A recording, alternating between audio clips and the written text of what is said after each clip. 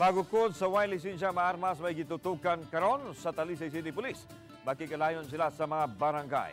Ang detalye sa live report ni Femari Dumabok. Fem.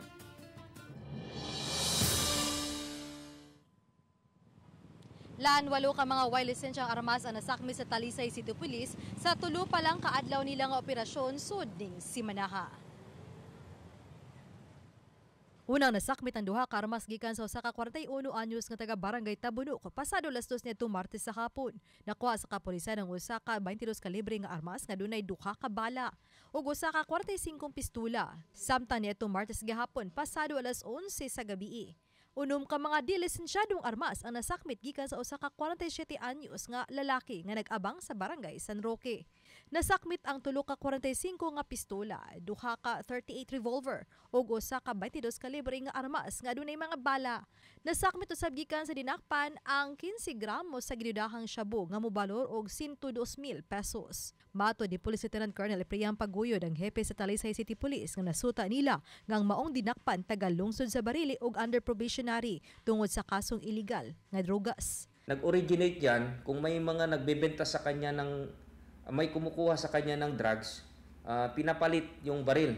At the same time din, yung baril, kung may magbili sa kanya ng baril, binebenta niya rin yung baril. Tinitignan namin yung mga background relative dito sa mga cases ng ng shooting incidents. Kasi accordingly, pag maniningil itong personality na to, with regards doon sa pagniningil niya ng proceeds ng drugs, may dala-dala palagi itong baril. Sa kasiga talaga ito. Usa kini sa rason nga tutukan sa Talisay City Police ang pagbatok nining mga naghupot o mga dilisensyadong armas diha sa dakbayan sa Talisay aron mas kapungan pa ang insidente sa mga pusil. Mato di Paguyod nga makigalayon sila sa mga barangay opisyal aron hangyoon ang mga nagtinerog armas nga way lisensya o expire ang lisensya nga itahan ang mga armas samtang lihukon pa ang pagpalisensya niini. So I'll encourage them to surrender na po yung firearms nila kung naay unregistered firearms or loose firearms. Kasi kung hindi nila i-surrender at maka-case build up tayo with regards sa possession nila ng illegal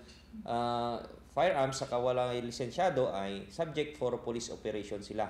Andam si Tangki Barangay Kapitan Attorney Jared Cabelte nga makig-alayon sa Talisay City Police. Mas ma-encourage ang tao nga mulihok sa papilis kay di naman sila madlo nga makaingon sila nga mas nindot no ni kay taga-antag chance nga maka-secure og license or mag-renew sa ato ang license, expired license.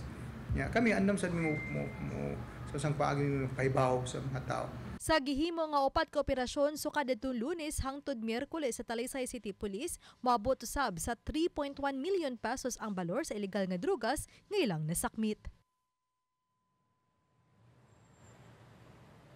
Lan mga bukirang barangay sa dakbayan sa Talisay City ang unang punteriya sa Talisay City Police nga ilang duawon aron sa pagpasurrender dito mga paltik o mga unlicensed firearms. Lan? Okay, daghang salamat, Femari Dumabok.